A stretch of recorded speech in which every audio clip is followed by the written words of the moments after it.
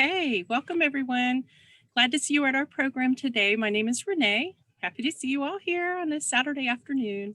One little housekeeping note, please. To reduce background noise and any potential interruptions, especially since we're recording the program, I ask that you do please keep your microphones muted and use the chat area for any questions and comments that Eric can address after his presentation. So I'll be keeping an eye on those. So we'll just use that. And if you would please keep your microphones muted, appreciate that very much. Thank you in advance for that. I'm delighted to welcome Eric Fuselier back to the library for this program. From a young age, Eric enjoyed foraging edible plants from the wild with his parents. As an adult, he continued to study wild edible plants while spending time in the Ozark wilderness as an avid hiker and backpacker. In 2015, Eric founded Ozark Primitive Skills to help others reconnect with the natural world. And teaching people to harvest their food directly from the wild is just one way to facilitate that. Eric is the president of the board of directors for the Ozark Natural Science Center, where he teaches foraging classes for the public. Eric has also taught edible and medicinal plant workshops for the Arkansas Native Plant Society, the Bodark Forest School, and Apple Seeds Teaching Farm here in Fayetteville. I know we're in good hands, Eric. Thanks so much for being here with us.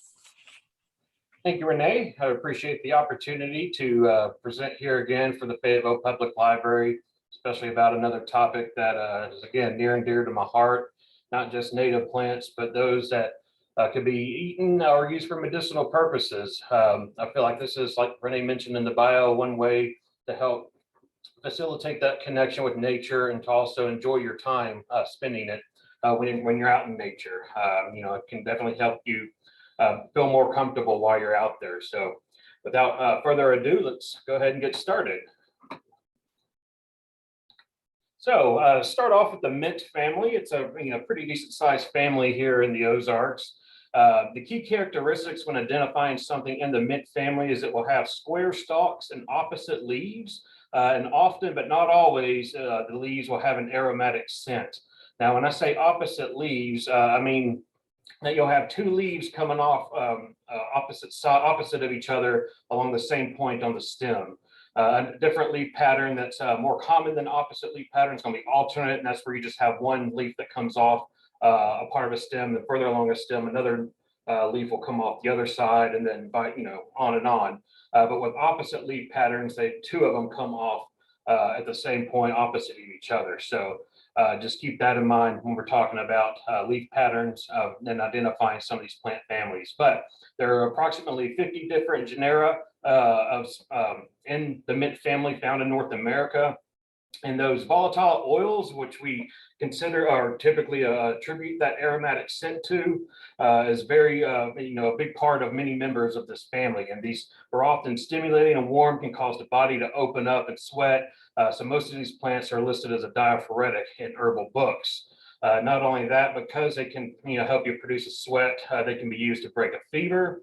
And these volatile oils are also lethal to many species of microorganisms. So putting these mint leaves in your water can help purify it. Now, I would not, do that in place necessarily of boiling your water. That's going to be the best way, but it can be antimicrobial to help with questionable water in the event that you don't have, access to a fire or ability to boil your water. So let's talk about some of the members of the mint family. Hairy mountain mint, or Pichanthemum pilosum, is a real common one here in the Ozarks. Also a really great one for pollinators. It's in bloom right now.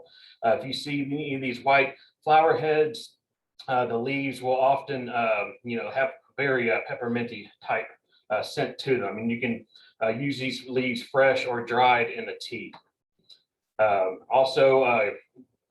That tea is good for fevers, colds, coughs, stomach cramps, or also to help induce sweating or relieve gas. The Native Americans would make a poultice with these leaves when they had headaches.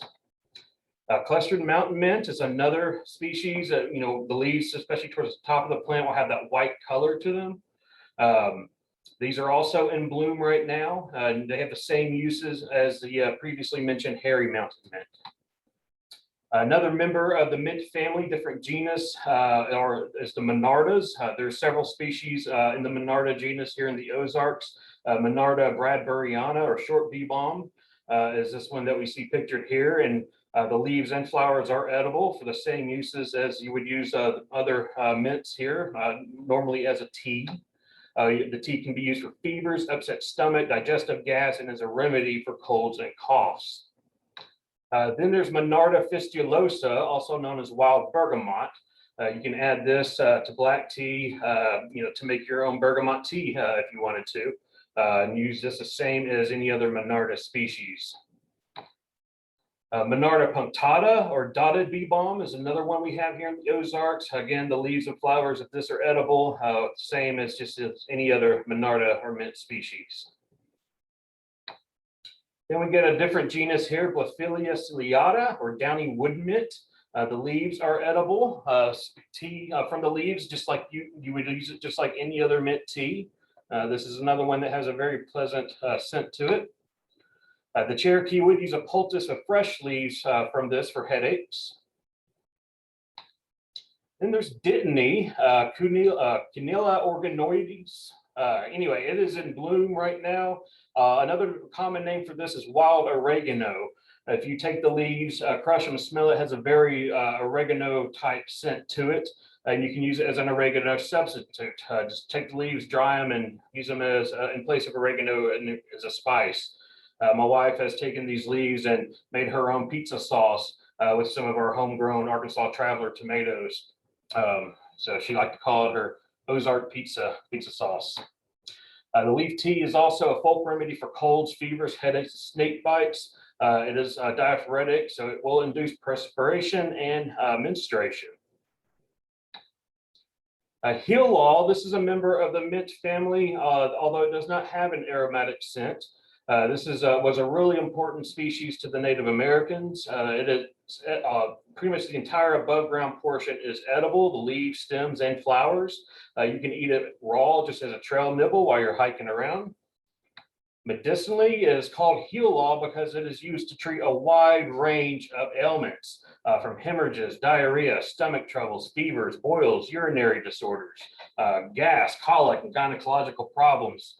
The leaf tea has been used as a gargle for sore throats, for mouth sores, bruises, and other sores. It also possesses antibiotic, hypotensive, and antimutagenic qualities. Contains anti-tumor and diuretic compound ursolic acid.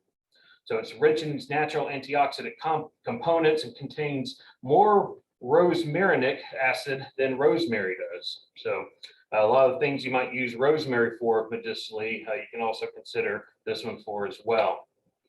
American beautyberry, or Calicarpa americana, another common name for this is French mulberry. I'm not entirely sure of the history of that common name, but it is a species that is native to North America. The fruits are edible. I don't know that they're edible raw. At least I've not heard of that, but I do know you can make you can take the ripe berries and make them into jams and jellies. The roots, berries, and leaves are also medicinal. The Native Americans would use root and leaf tea in steam baths for rheumatism, fevers, and malaria. Root tea has also been used for dysentery, stomach aches, and root berry tea has been used for colic. Formerly used in the South for dropsy and is a blood purifier in skin diseases. All right, moving right along to the aster family. These are going to be the species that have composite flowers. These kind of what you would think of as a sunflower, where you got that disc-shaped flower head, and there's actually multiple flowers all kind of put together as what's called a composite flower. So each one of those, what you think of as a petal, is one flower, and so the flower is actually in the middle, that circular thing in the middle of the disc. So we have 346 genera and 2,687 species in the US and Canada that are within the aster family. So a very large family, and evolutionarily one of the more recent ones to arrive in the on the scene here. All right, so purple coneflower, one of those members of the aster family, very popular one or common one, especially among pollinator gardeners. And just a beautiful one to see along the roadsides. It's all in bloom right now. The roots are medicinal. You can chew them, use them in tea for snake bites, spider bites, cancers, toothaches, burns, and hard to heal sores and wounds, colds, and the flu. It is considered to be a non-specific immune system stimulant. This is one that they have done a lot of research on, one of the most well-researched herbal remedies that's out there. So extracts, salves, and tinctures can be used for wounds, herpes sores, canker sores, and throat infections. It's also preventative for influenzas and colds, and a folk remedy for brown recluse spider bites. We have quite a bit of this growing in front of our house, and my wife likes to collect this to, and her father as well, when he was alive, would collect this usually in the fall before it started going dormant, after it was done flowering to use for his to prepare for winter. So extracts also enhance particle ingestion capacity of white blood cells and other specialized immune system cells, increasing their ability to attack foreign particles such as the cold or flu viruses. And then wild quinine is often used as an adulterant to the root of purple coneflower. Wild quinine is another one that grows here in the Ozarks, as a native species here in the Ozarks. Although here's a warning, this is not used in the case of autoimmune diseases or impaired immune system responses, including tuberculosis, multiple sclerosis, or HIV infection. And rare allergic reactions have been reported from use. So anything I'm saying in here, use at your own risk. I highly do recommend that you do your own research, and then before you decide to use anything medicinally. And just another thing to consider also, with wild edibles as well, is any allergies you might have, especially if you have a legume allergy. You want to make sure you're not going to inadvertently consume something that's in the pea family. It might not always be obvious to you when you're eating something in the pea family. Rudbeckia hirta, or black-eyed Susan. This is another one that's currently in bloom. The Native Americans would use a root tea for worms and colds as an external wash for sores, snake bites, and swelling, and root juice for earaches. This is also like the purple coneflower, has immunostimulant activity, although contact sensitivity to the plant has been reported. So just keep that in mind when handling it. You might, I personally don't have issues, but others might. So, and then, like I mentioned earlier, wild quinine, Parthenium integrifolium. This one is currently in bloom. You'll see it a lot sometimes in the along trails. I've seen it in shady areas. I've seen it in a little more open, rocky, glady areas as well. The leaves, flowers, and roots do all have medicinal properties. You can make a poultice from the fresh leaves to apply to your burns. The flowering tops were once used for intermittent fevers such as malaria, and the roots were used as a diuretic for kidney and bladder ailments and for gonorrhea. Common yarrow. This is another one that is in bloom currently. It blooms pretty early. And those leaves, notice the leaves have a very feather-like structure to them. And so, I mean, if you take one of those leaves and crush it and smell it, it also has a very distinct smell that doesn't smell like much else out in the woods. And once you become familiar with that, then that's one way you can test it to make sure that what you're seeing is really common yarrow. The leaves and flowers are medicinal. It's used as a vulnerary to stop bleeding of wounds. Tea from the dried flowers can be used for colds, fevers, anorexia, indigestion, gastric inflammations, and internal bleeding. It's also an expectorant, analgesic, and has sweat-inducing qualities that may provide relief from cold and flu symptoms. You need to help break that fever. Jerusalem artichoke. It's a very tall plant. If you collect the tubers in the fall and winter, they can be sliced in and eaten raw, cooked, or pickled. This is one that should be flowering here before too long. And what I would highly recommend you do is, if you find some, tie a little thread or something. That way, if you go back in the winter, you can trace it back down and know that what you're collecting is a Jerusalem artichoke tuber and not the tuber of something else like poison hemlock, which could be fatal if you were to eat it. So you want to make sure, especially during the dormant season, that what you're getting is the correct thing there. Silphium laciniatum, or compass plant. One of our silphium, many different species of silphiums here in the Ozarks. This is a photo on the right here that I took out at Cyril's Prairie. It's currently in bloom out there right now. This photo is from a couple years ago. The photo in the top left, I took out at Devil's Eyebrow, the leaves. And the reason it's called compass plant is because as the leaves grow, they start to align themselves in I believe it's a north-south direction. And so, it's about as true as the statement, that moss only grows on the north sides of trees. It's more of a general trend. So it's going to be true 80–90% of the time, but it's not definitely something that is, always 100% true. But supposedly the settlers back in that were on the Great Plains, 100–200 years ago, would use this plant to find their direction in the dark. They would feel which direction the leaf lobes were pointing to end up kind of making sure that they're heading the direction they wanted to. The edible parts, it does have a hardened sap that you can chew. It forms when the flower heads have been removed. So I would not go out to Cyril's Prairie or a public natural area and do any of this. It's another thing a point I want to make is when you forage for medicinal or edible plants, do not do this on public land. Public land is often one of the last little preserves that the wildlife that require a lot of these plants or rely on them have left in order to survive. So, forage from private land that you have permission to forage from, but also, be careful about what's going on that land. You don't want to forage somewhere where, they might be spraying, pesticides or herbicides or something like that. So, roadsides, utility corridors, rail corridors, would not recommend foraging from. Some roadsides, if it's way out in the country, you might be able to, on a dirt road or something, it might be safer, but it's not always a good idea because some road departments in Arkansas do spray herbicide along the roads. So. Another thing about compass plant is the root tea can be used for coughs, asthma, gonorrhea, as well as a worm expellent. The leaf tea is emetic and was once used for coughs, lung ailments, and asthma. And that resin, like I've mentioned, that hard resin that you can chew as a chewing gum is said to be diuretic.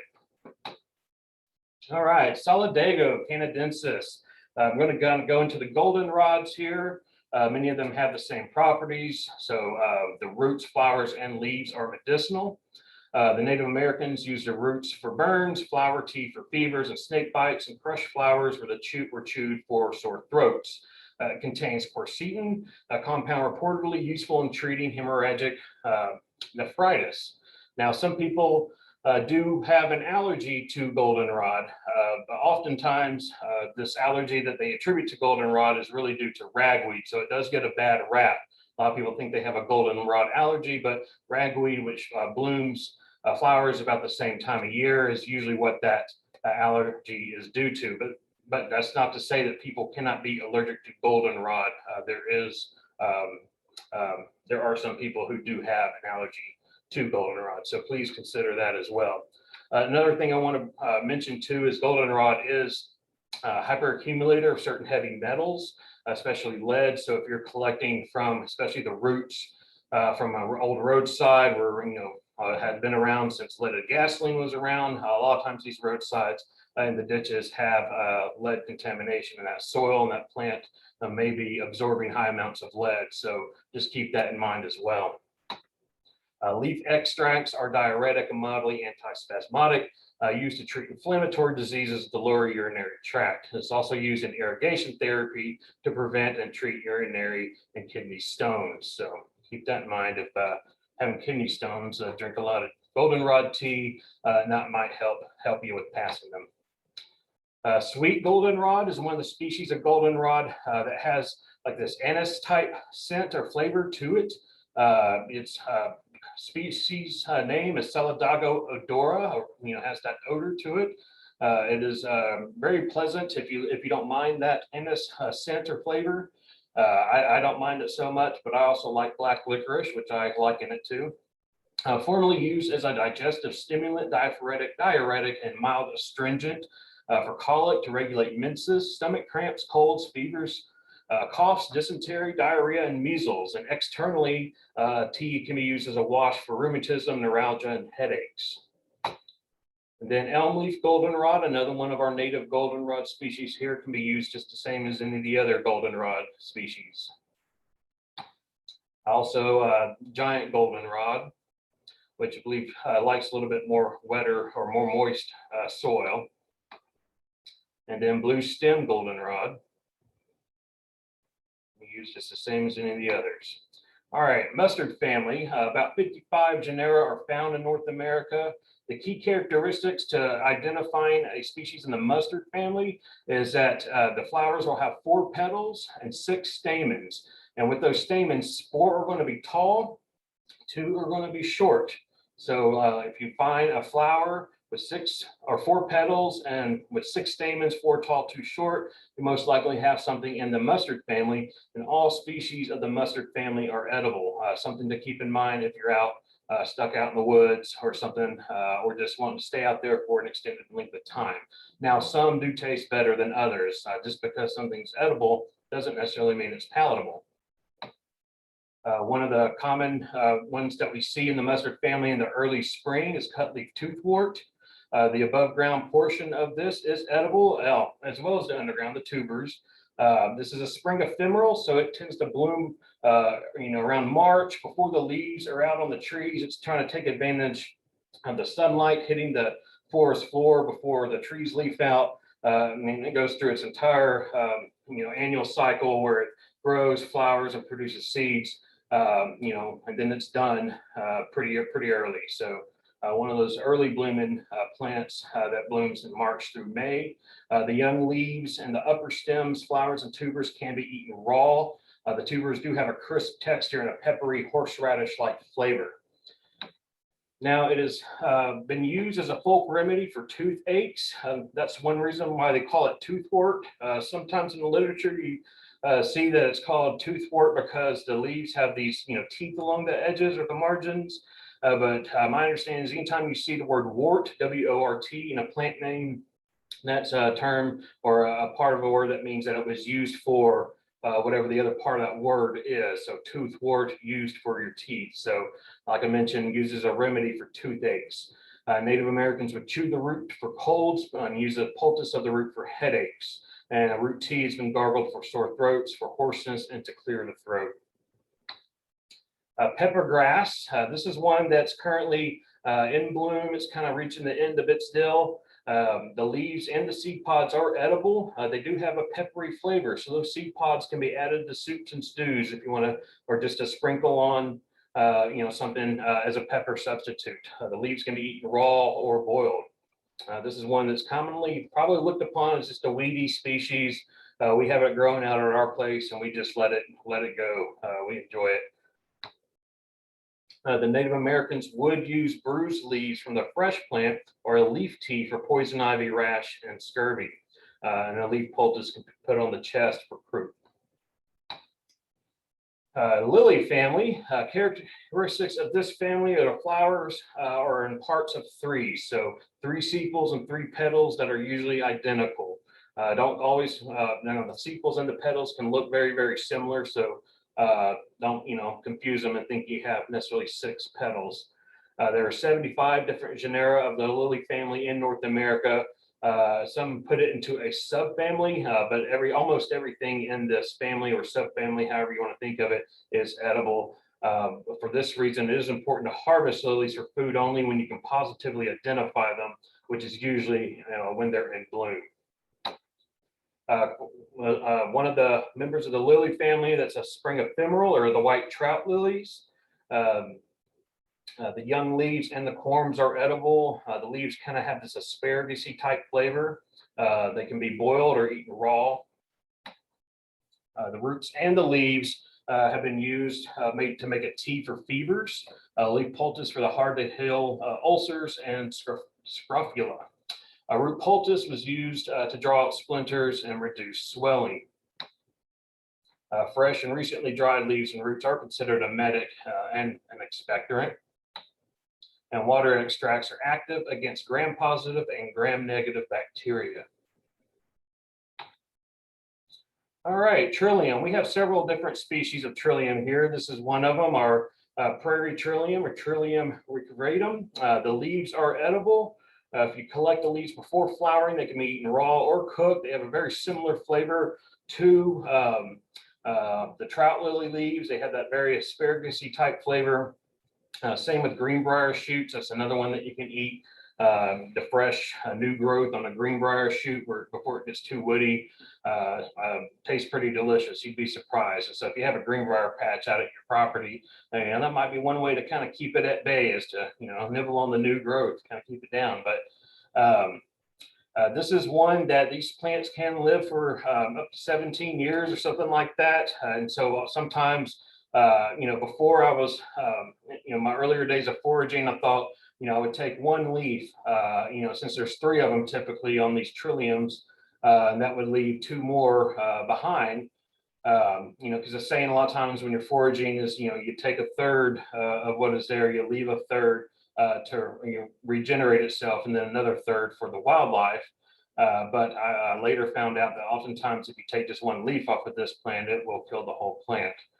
So keep that in mind as well. We don't want, when we want to forage sustainably, we want to make sure that we're not decimating certain populations. So understanding the plant and its needs and its life cycle and how you might be accidentally harming that plant or the population of a plant is important.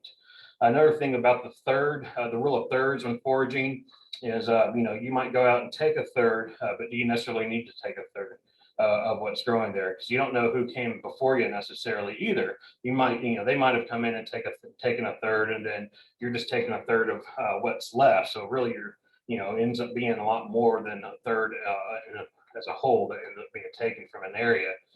So just keep that in mind, as well. All right, the entire plant is considered medicinal. Native Americans would use a root tea for menstruation disorders and to induce childbirth. I do have a friend of a friend. A friend of mine was collecting some trillium and was eating it, and had shared some with a friend of his that was pregnant, and she felt like she was starting to have contractions.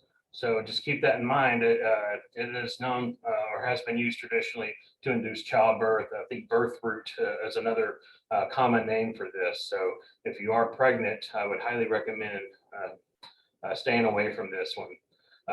It is used as a uterine astringent and aphrodisiac. The root does contain steroids used for coughs and bowel troubles. A whole plant poultice for tumors can be used for tumors, inflammation, and ulcers. And historically, physicians have used the root tea for hemorrhages and asthma, difficulty breathing, chronic lung disorders, and externally for snake bites, stings, and skin irritation. All right, Solomon sill. This is one that there's a second species that looks very, very similar that's called false Solomon sill. And the way you can tell the difference between the two is Solomon sill has flowers all along the underside of the stem, whereas false Solomon sill only has flowers at the end of each stem. So that's a key difference to differentiate those two. However, they're both edible, so it's not necessarily a concern if you eat one and thought it was the other. The edible parts are the young shoots and the roots, which can be eaten raw. The roots can be boiled and served the same way as potatoes. I'm sorry, the young shoots can be eaten raw, but the roots would need to be prepared like you would a potato. Medicinally, the roots have been used as a tea for indigestion, profuse menstruation, and for lung ailments. Also to promote sound sleep, treat coughs, as a laxative, and a fresh root poultice, which applied externally as a wash for sharp pains, cuts, bruises, sores, and funcles. Again, a root tea is a folk remedy for piles, rheumatism, arthritis, lung ailments, and skin irritation. It does contain saponins and is considered anti-inflammatory and astringent.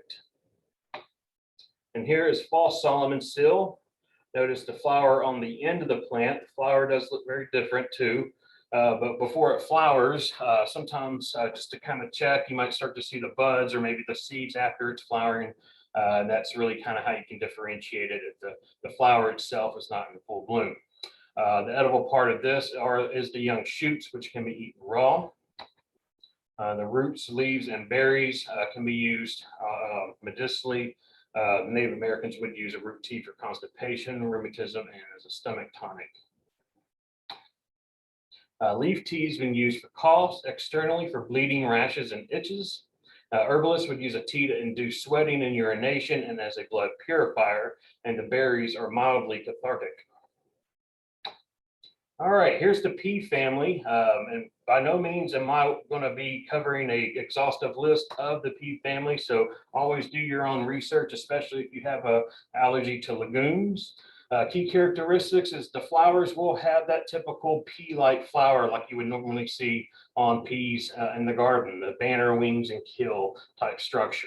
And they often also do produce those pea pods, and whenever they go to seed, and the members of the pea family often have pinnate leaves, but you can see this leaf structure here on the right side of the diagram.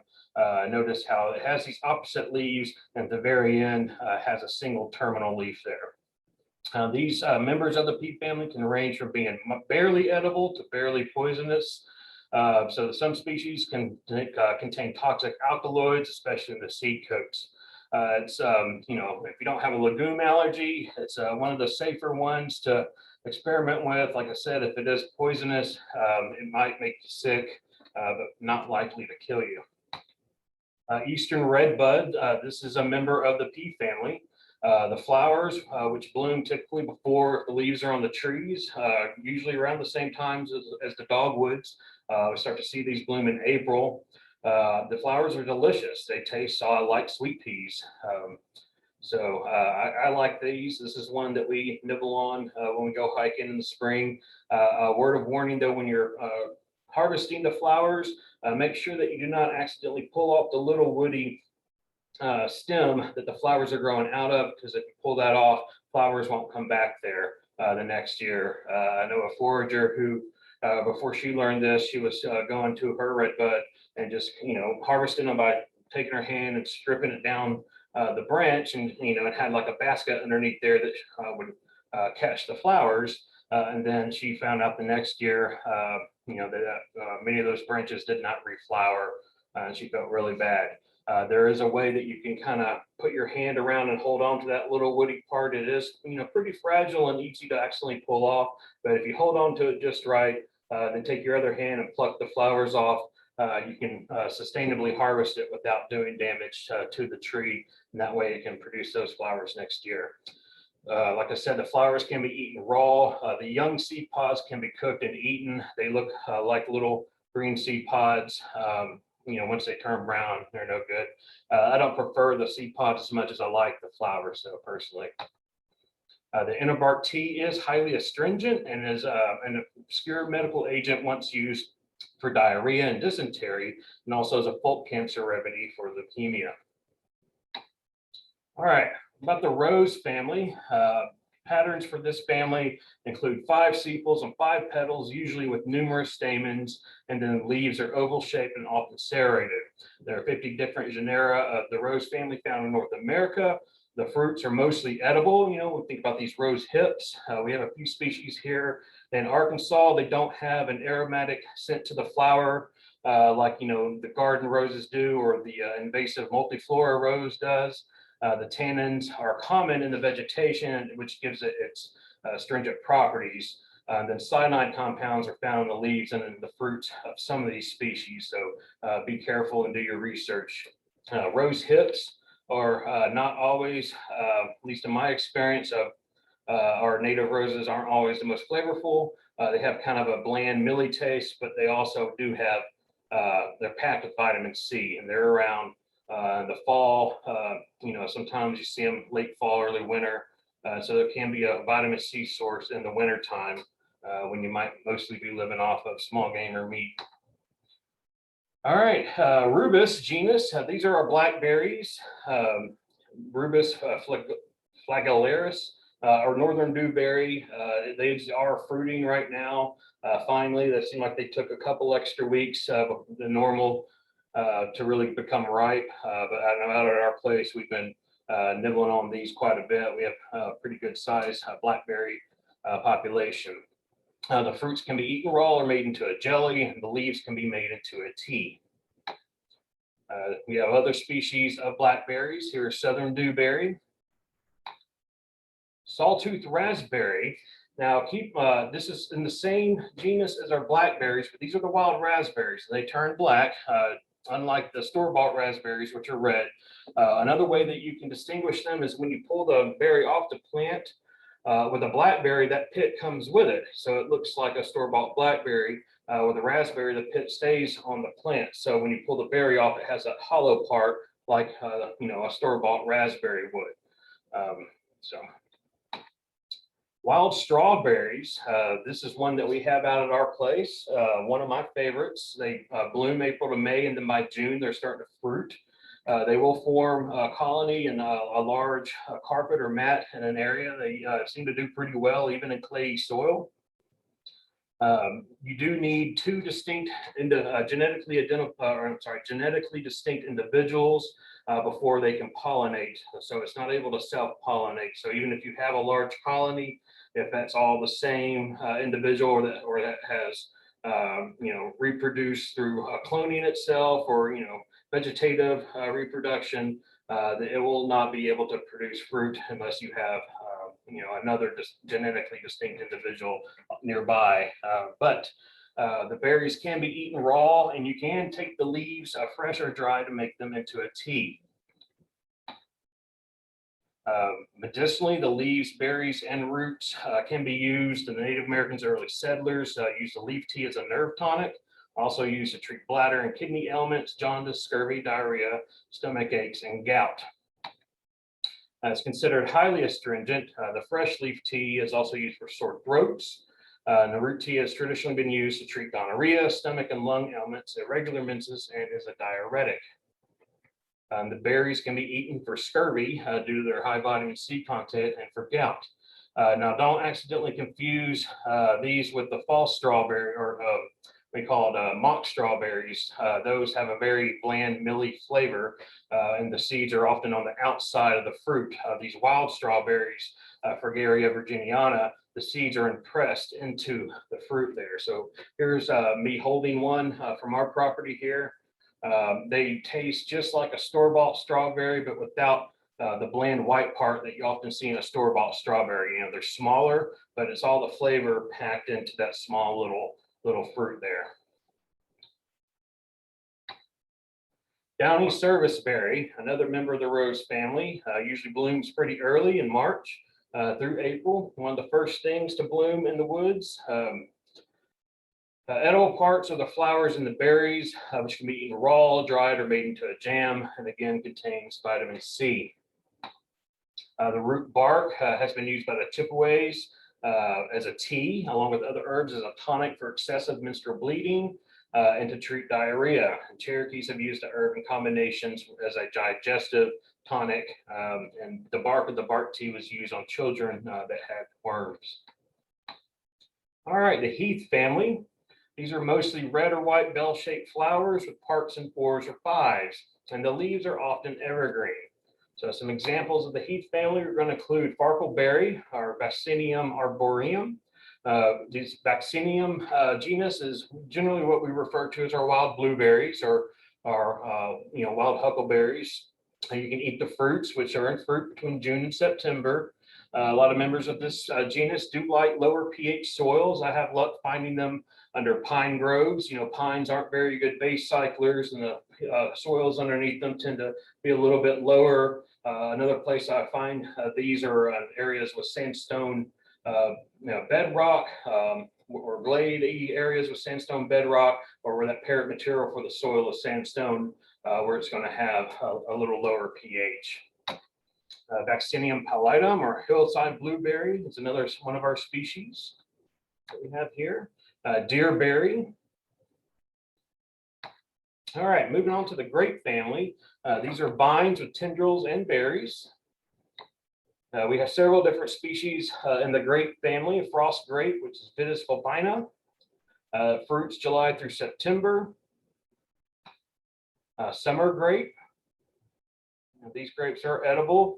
The little white powdery looking stuff that grows on the outside of the fruit is a yeast, and you can collect that and use like you would any other yeast, whether that be for making bread or for brewing, if you're a home brewer.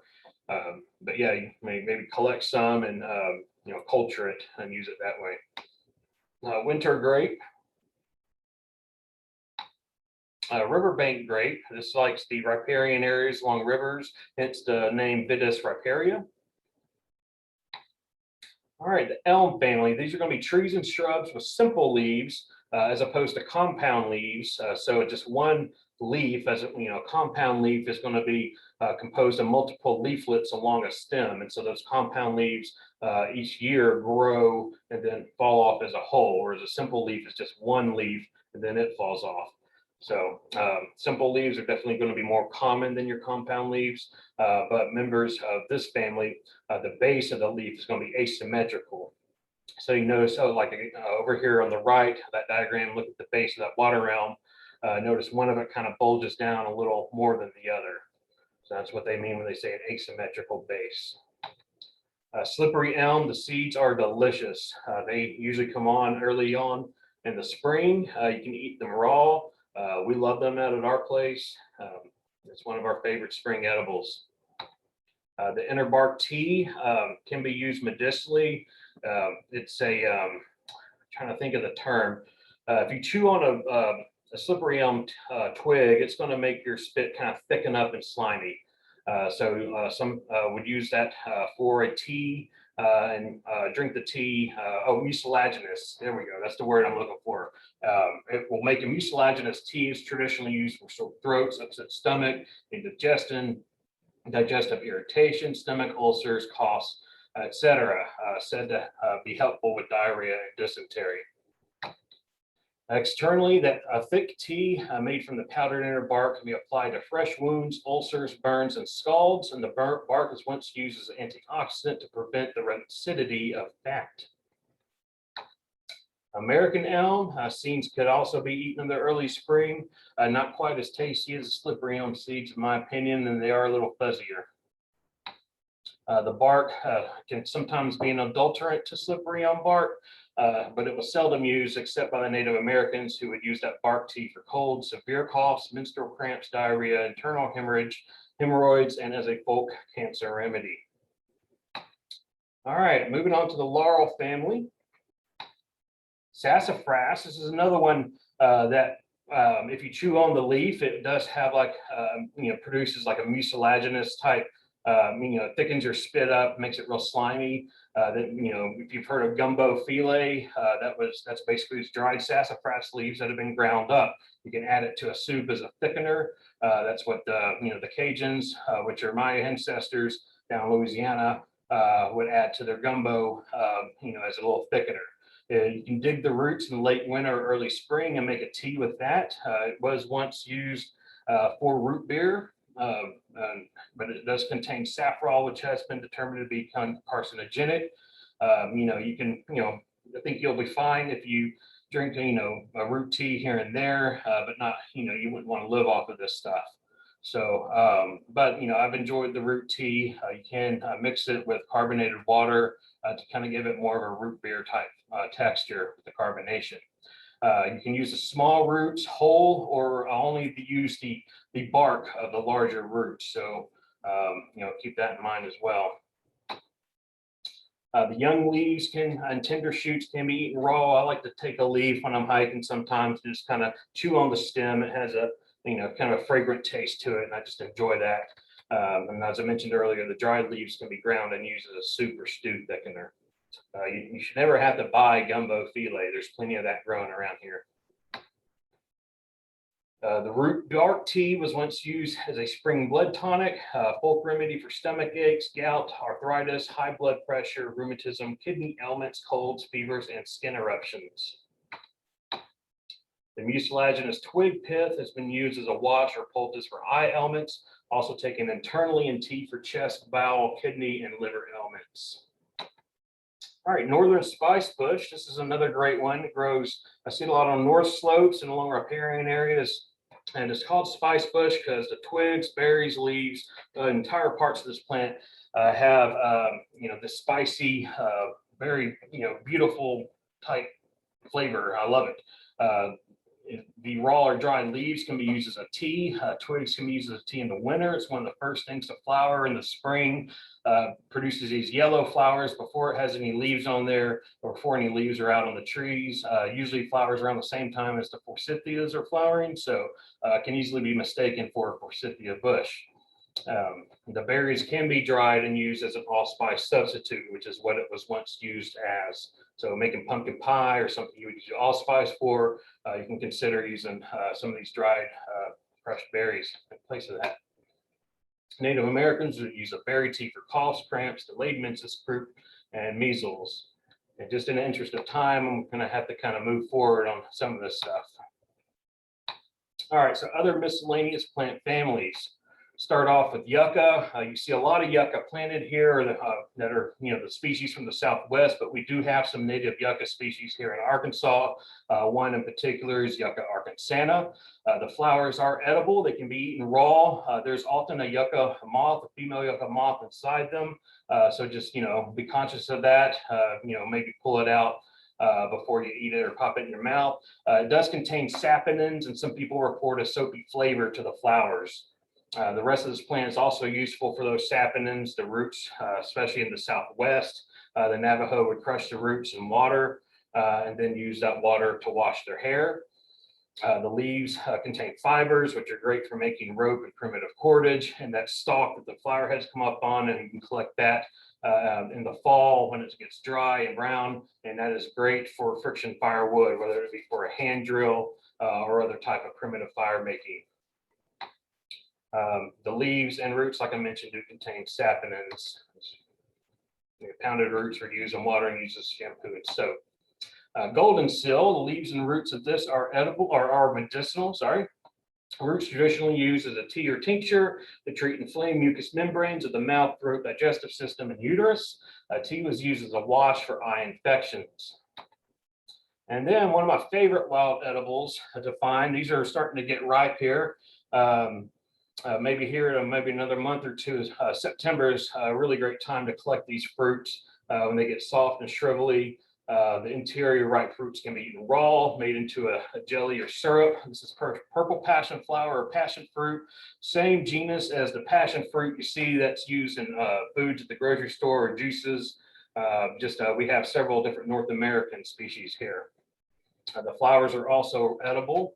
Medicinally, the leaves and roots can be used as a tea in a tea to make a mild sedative.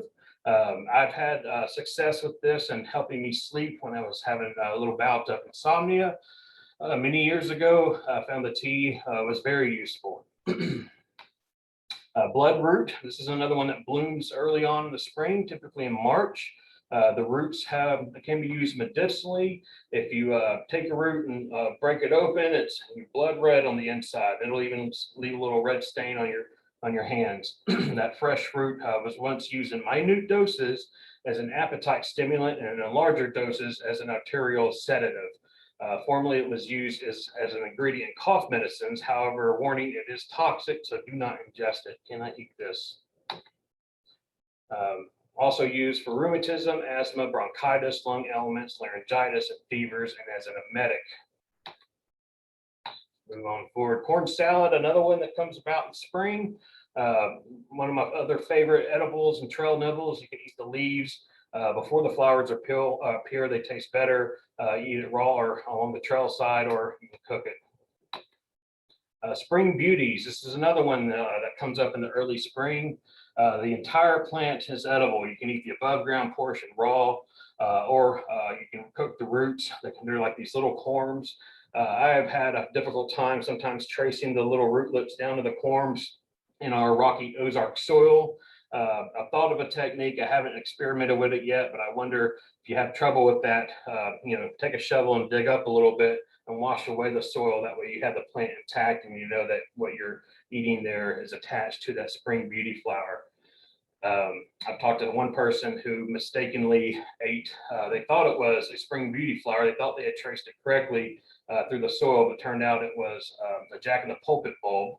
And as soon as they put it in their mouth, it felt like pins and needles in their mouth. So do be careful when eating those corms. Violet wood sorrel, Oxalis violacea. The leaves, flowers, and seeds are edible. It has kind of a tart flavor.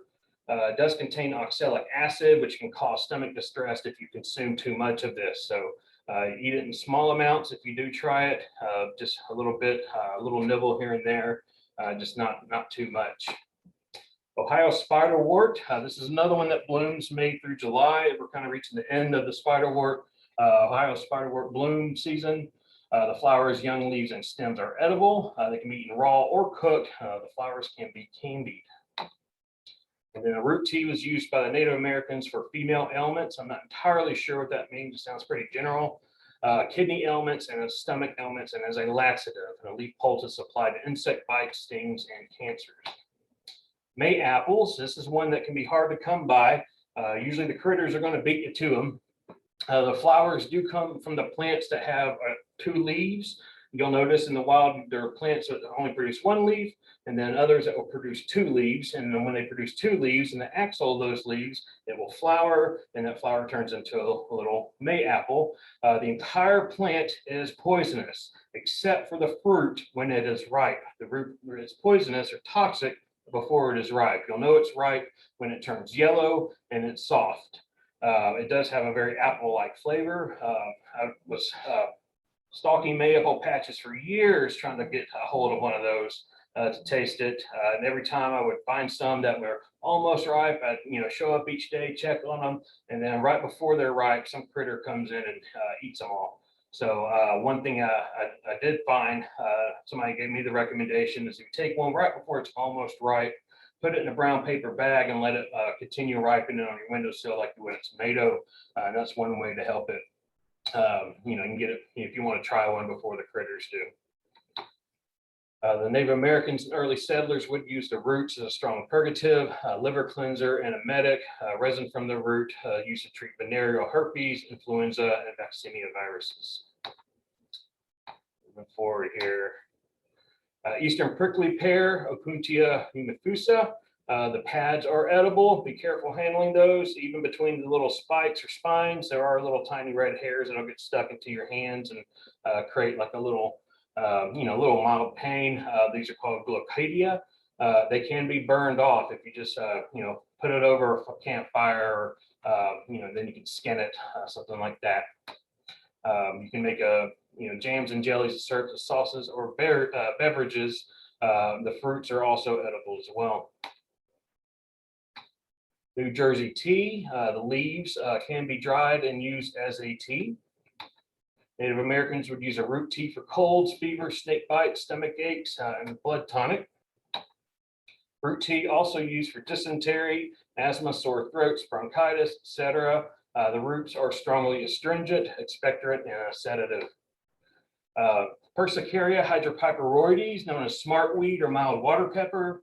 A lot of our Persicaria species do not have a hot or peppery flavor, but there are 2 species, one native, one non-native, that do.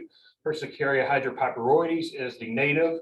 Of those, Persicaria hydropiper is the non-native. Both are edible, as are the other Persicaria species. These 2 are just, especially the hydropyperoides being the native one is good just because of that peppery flavor. So you can eat the leaves raw or cooked for their peppery flavor, or you can add the seeds to your meals as a pepper substitute. St. Andrew's cross, medicinally, has been used in the past as an antidepressant. Do not use this if you are taking, I believe it is an MAOIs. Rusty blackhaw or Viburnum rufidulum. These produce what are known as wild raisins, usually later in the year. In the fall, you'll start to see these, and they're little shrivelly, dark purple fruits on these low understory trees or large shrubs. You can eat these raw, or you can dry them, and eat them right off the stem. You can make a drink, mash, which place into hot water, agitate occasionally until the flesh is dissolved, then strain to remove the skin and seeds. Orange jewelweed. This is one where the sap in the stem, which is a very succulent, translucent almost stem, Take that sap and apply it topically to relieve itching, pain from a variety of ailments, whether it be poison ivy, stinging nettle, other skin sores. I talked to one lady last weekend who is allergic to poison ivy, and she did not have much luck with it. For that, I'm not allergic, so I cannot speak to its effectiveness for poison ivy, but I can tell you it is effective on stinging nettle. I have applied it when I've found a patch of stinging nettle, and nearby was also a patch of jewelweed, and I would intentionally, just to test it out, bump, on the stinging nettle and apply the jewelweed, and I did find it to be effective. My wife and I did one time we collected some jewelweed stems, pureed them in a blender, and then she has a poison ivy allergy, so she poured them into the puree into some ice cube trays. And she has used it on her poison ivy rash as well. Some people will take that puree and kind of combine it with some glycerin to make their own soap, on jewelweed soap that you could use when you have rashes or other sorts of skin irritation. Pawpaws. This tree produces our largest fruit here in North America. The fruits can be eaten when they're ripe. You should wait until around September. Right now, they're not ready. In August, I've had them in August, and they're very astringent. But they're in September. They're delicious once they're ripe. If you ever see them way too up high in the tree, you can't reach it. Sometimes I've found if you shake that tree when they're ready, they'll start falling out like a bunch of potatoes. So cover your head. Moving ahead, since we're almost reaching an hour here. Red mulberry fruits can be eaten raw or made into a jelly. If you're picking these off of the tree, it will stain your fingers purple. So keep that in mind. You can't hide it after that. People know what you've been doing. Common persimmon. This is another one that is astringent before it's ripe. You can eat it raw or prepare it to jams, teas, and breads. Dried leaves can be made into a tea that is rich in vitamin C. That astringency is called by those tannins, and they can be potentially toxic in large amounts. So keep that in mind. Sugar maples, the seeds are also known as samara. I have a better picture here of the red maple. These seeds, when you see seeds like that, that type of seed is called a samara. These seeds are edible. And also a good thing about the maples is you can tap these trees for syrup. That's another good one. So moving on to some quick references of some books. If you would like to learn more about foraging, Bo Brown, it's a great friend of mine. I've learned a lot from him. He just recently published a book about a year ago called Foraging the Ozarks. A lot of great information in there. Also, Ozark Wildflowers by Don Kurz will often contain, for a lot of the species in there, he will include information about, its uses by either the Native Americans or some of the early settlers. Any edibility or medicinal value to some of these. Daniel Mormon had a great book that was, it's on the next slide. It's called Native American Botany, Ethnobotany. They have taken that book and created two different volumes from all the information in there. One is the Native American food plants. The other is the Native American medicinal plants. I highly recommend these. It's just a lot of great information on which tribes use which species for which purposes. You can also find that entire database. The original book, Native American Ethnobotany, has been made into a database at the website listed there, and you can search by different criteria to find out more information there. So another couple of great books by Peterson Field Guide, Eastern and Central Medicinal Plants, by Stephen Foster, who is right here from Northwest Arkansas, lives in Northwest Arkansas and Eureka Springs. Edible Wild Plants of Eastern Central North America by Mr. Peter Henson himself is another great reference. And then another book I'd like to recommend by Stephen Foster is one he wrote on Echinacea, Nature's Immune Enhancer. If you recall, that's the purple coneflower genus. Then Botany in a Day, all the diagrams that I had were taken from this book, and Tom Elpel has a great book just showing you how to get it down to the plant family based on the characteristics of that family, and then he has other great information in there on the various edibility and medicinal uses from particular plant families. Also, just want to give a quick plug for my organization, Ozark Primitive Skills. This is something that I do in my spare time. I don't charge prices, but I normally teach workshops for nonprofits, taught at the Bodart Primitive Skills Gathering, Missouri for Bodart Forest School, some tracking and foraging workshops. I also teach the Ozark Natural Science Center. So if you, and then also for Appleseed's Teaching Farm. So if you look at any of these organizations, you can find out about upcoming workshops, teach all kinds of skills. Friction Fire is one of our more popular ones. This is a workshop I taught about a year ago or fall of last year, and it's our executive director of the Ozark Natural Science Center and her son making their very first flame primitively with the bow drill technique. So come on out, just follow these organizations. You'll find out about future workshops. I don't like to charge my time for this stuff, but I am more than happy to volunteer my time to help raise money for different nonprofits in the area, especially when it provides an opportunity to help people connect with nature and to teach them the skills that they need to be more comfortable spending time or extended lengths of time in the wilderness. So if you want to follow Ozark Primitive Skills, here's my website, ozarkprimitiveskills.com. You can follow me on Facebook at facebook.com/ozarkprimitiveskills, or you can reach out to me by email, ozarkprimitiveskills@gmail.com. And with that, I'll conclude my presentation and take some questions.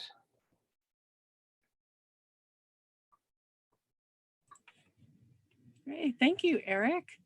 Whew, that's a lot. That's a lot to. Everything is recorded, right? Yes, Go back recorded. and catch stuff. So. Yes, yeah. that is all recorded. So that each time I trim it down a little bit. First time I gave this talk was for the New York Institute of Technology School of Osteopathic Medicine, and they paid for a 1-hour presentation that turned into a 2-hour presentation. I've had a hard time keeping it under an hour, so I still need to do some trimming, I see. Well, it's all interesting. So it's what do you take out, because you want to learn all about it. That's why we're here. So don't worry about that. Don't worry about the time.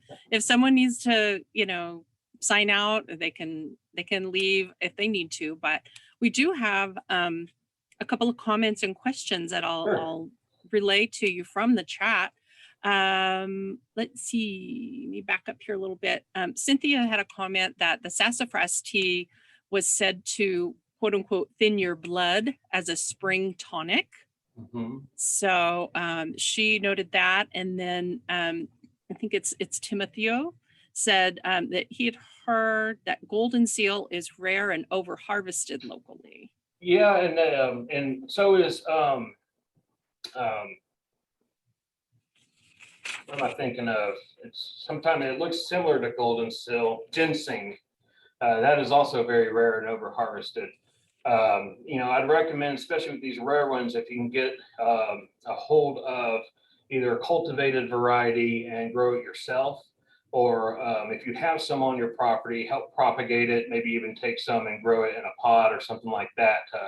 That way you're not having to harvest it from the wild. But yeah, and ginseng especially, very rare, especially here in the Ozarks, and is very over harvested. I think it takes more than a decade. I can't remember how many years, 17 years or something, before the plant is able to start producing flowers and fruits. And so when people go out and they just harvest it all, then they're taking it away with they're harvesting it faster than it's able to repropagate itself. So yeah, that is definitely an issue. That's why I really like to encourage people and help educate people on how to forage sustainably and with as minimal impact as possible as well. So it's definitely a lot of ethical considerations when we forage things from the wild. Okay, thank you. I do have a question. Emmy'd like to know if there's going to be slides available, and I don't think we've had slides available before, but the program is being recorded, so that will be available on the library's YouTube channel. But Eric, do you have a way to share any slides with any of us in the yeah, reach out to me. I mean, just if you want to go to my email here, send me an email. I'll send you a copy of the slides. I'm always happy to share my slides. Okay, Emmy, make note of that, and then Eric can send you the slides from the program today. There's also a comment. Let me get back to it. Oh, Sydney says that they have a plant that they've been told is called shiso, if I'm saying that right. It was volunteer in the garden. Do you know any uses for it? They believe it's in the mint family. It is. It's non-native, and it's the wild shiso from Japan. Let's see, Perilla fructans. Some people call it Perilla mint. It is pretty noxious. Some would call it even invasive. But yeah, so I mean, harvesting it is one way to help control that. And that's one thing that some foragers and wild crafters, or people that take things from the wild and craft with it, like basketry and whatnot, we'll focus more on trying to use invasive species as a way to help control them. Bo Brown gave a great presentation for the Arkansas Native Plant Society. You can go to the Arkansas Native Plant Society's website, or I'm sorry, YouTube channel, and watch his presentation called "Here Come the Invasive Boars." It's about harvesting and foraging invasive species and which ones of those are edible. We do need to be careful foraging invasive species that we're not accidentally spreading those seeds, like Russian autumn or autumn olive. It's a highly invasive species that's around here. The fruits are delicious in September, but you don't want to just spit the seeds out because they will regrow into new bushes. I try to bite down the seeds and crush them and spit them into a cup, and then throw them away. Put them in a trash can or compost them or something like that. So that one thing to consider. But wild shiso. That's my understanding is the same shiso that they use in Asian and Japanese cooking in the Eastern Hemisphere. So I would just kind of look into that and see how you would want to harvest that and prepare it. But Perilla, Perilla, is a genus. The species fructans, I think that's how you say that, Fructens. If you want to look up the more scientific name, make sure that you're getting good information, because common names, you can have more than one plant with the same common name. It's really that scientific name that you want to have when you're trying to research something. Okay, thank you. Yeah, you mentioned Bo's book, and his book came out, I believe it was about this time last year. It's fairly recent, and he was going to come and do a talk at the library, and then COVID. So hopefully whenever you're able to do have in-person programming again, I know he would really like to do that. I think he's also using these as opportunities to sign copies of his books. So yeah, whenever you're having in-person programming again, I know he would be down to provide a program and book signing and all that sort of stuff. Great. We'll have to see what we can work out. And I wanted to just thank you for sharing the pictures and the information about the books too, because I recognize many of them. We have them at the library. So if you want to, come and take a look at these, you can, get your hands on those and get a little sneak peek into some of the things that Eric was talking about. So keep that in mind. Does anybody else have any questions or comments that they would like to share before we let Eric go? I've got lots of thank yous. Eric. Thank you. I appreciate everyone's time and attention and listening to me ramble on for an hour. No, it's not rambling. It's very interesting. And, you see these, like you said, you see these on this, some of these plants and berries and whatever, on the side of the road or on your property or wherever. And I don't know. I think it's really interesting, and I'm glad to have you here as always. And thank everyone for joining us this afternoon. Like I said, the program was recorded, and if you want to go back and review anything, you'll be able to see those soon on the library's YouTube channel. And with that, I will say one last thank you to Eric, and thank you. Wish everyone a good afternoon. Thank you for being here. Thanks, everybody. Thank you, Renee. Bye-bye. You're welcome.